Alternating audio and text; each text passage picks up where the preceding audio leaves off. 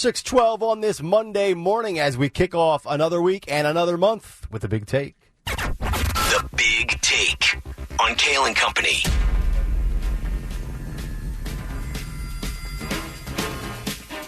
The Big Take this morning, from the Untouchables to perhaps the Unwantables.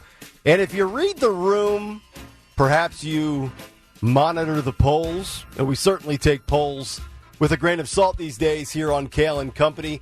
Or if you gauge the public, there's a theme going around our nation. Joe Biden and Donald Trump are viewed by some, if not many, as the Unwantables, as in Americans want something new. Now, I'm not sure if Joe Biden would be Elliot Ness or if Donald Trump is Al Capone, but one thing I do know is that there is some truth to the Biden and Trump fatigue. And we're obviously excluding the hardcore Trump supporter because his numbers, Trump, under the hardcore supporter, skyrocketing as he separates from Ron DeSantis within a Republican GOP primary. But when we're talking about the two four leaders when it comes to 2024, Joe Biden and Donald Trump, there are stark differences. One gets a pass from the media. The other was never given a chance by the media. One randomly shouts during speeches and then drops in the occasional creepy whisper. The other loves to post messages on social media in all caps. Both have been linked to boxes of classified documents, and both might have worn out their welcome in the eyes of the American public.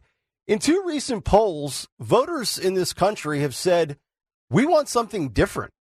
Let's start with Joe Biden. In the latest Monmouth University poll, only 1 in 4 Democrats want Joe to run for a second term, and more than 4 in 10 would prefer to see the incumbent step aside in favor of another candidate. That according to self-identified Democrats and Democratic-leaning voters. These voters, however, do not have a clear idea of who they would like to see as the party's nominee in place of Biden. Classic Democrat mindset. I don't want this, but I don't have a solution for what I have. And yet over half, 51% to be exact, of the Democratic electorate cannot offer a name when asked if they would like to see someone else step in as the party's nominee if Biden does not run. Among those who have a preferred alternative, Vice President Kamala Harris at 13% is the only potential contender who registers above single digits. Seems to me that the Dems are very old, they are very thin, and they are very unproven on their presidential bench. If they were a sports team, you wouldn't want the general manager being around much longer. You would want him fired for not finding and developing enough future talent. And then we get to the other half of the Unwantables, that being Donald J. Trump. In the latest Marist poll, and again, you take these polls for what they're worth, only 39% of Americans have a favorable opinion of Donald Trump. We'll see how these polls look in the future and in the upcoming days and weeks, as what's going on in Manhattan could certainly give an uptick to Donald Trump. But that poll that I just referenced from Marist found that only 38% of national adults want Trump to be president again, while the majority of 61% do not want the Republican to serve another term in office. According to the survey, 76% of Republicans, 34% of independents, and 89% of Democrats want Trump to serve another 4 years in the White House.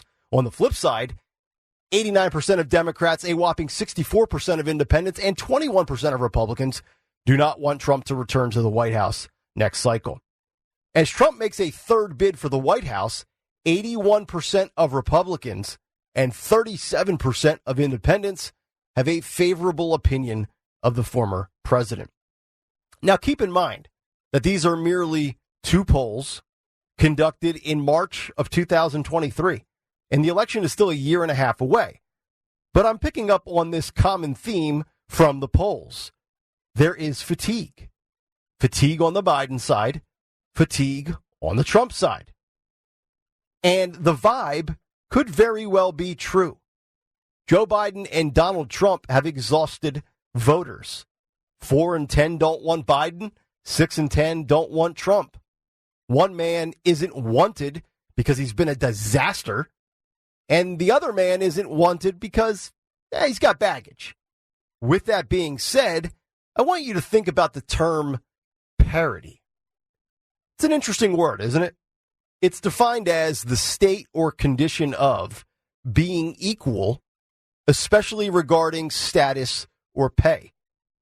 The more I think about it, parity, based on that definition, sounds like a Biden administration buzzword, but it's not. Other words that parity are similar to are equivalence, sameness, or consistency. But I want to compare parity in sports to parity in politics, and it's very timely coming off of the weekend that we just had. When I did sports media, I always heard fans who were clamoring for parity. They were tired of the same teams and the same players always winning every year. They were exhausted by the Yankees in baseball, Alabama and Nick Saban in college football, Tom Brady and the Patriots in the NFL. Yet, you know what? You always watched. And those games always got great ratings. Why? Because brands matter and dynasties sell. You know what doesn't? Parity. Did you pay attention to the Final Four this weekend for March Madness?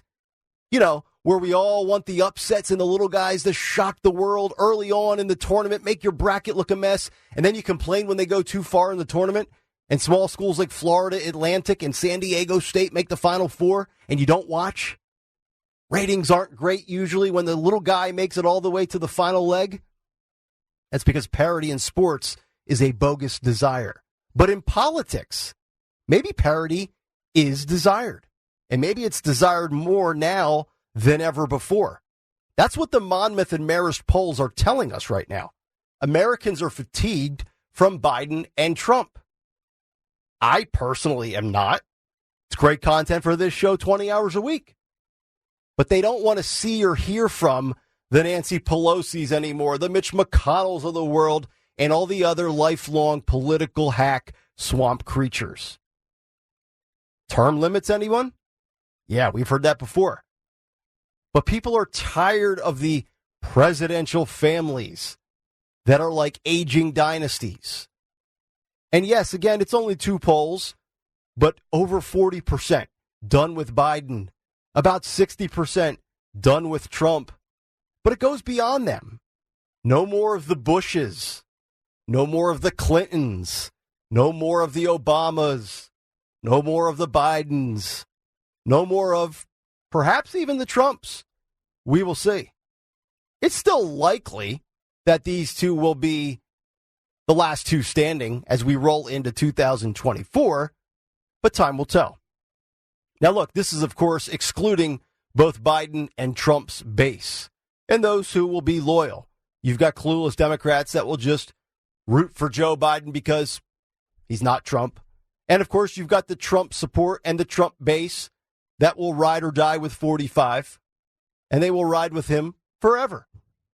But to the common person, which us doing the show and our hardcore listeners probably don't fall in that category anymore, this may be proof that parity, now more than ever, is needed and wanted in American politics.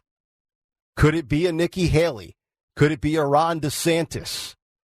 Could it be a Tim Scott? Could it be a Gavin Newsom? Or perhaps another name that hasn't even been front and center for decades? We could get more of the same in 2024, or we could have the perception of parity finally become the reality of parity. And Americans may have 2 new fresh faces bidding for the highest seat in global politics. But as a gambling man and someone who is skeptical of polls, I wouldn't bet on it. And that's the big take. The Big Take on Kayal and Company. Start your day with Kayal and Company. Weekday mornings 6 till 10 on Talk Radio 1210, WPHT, and the free Odyssey app.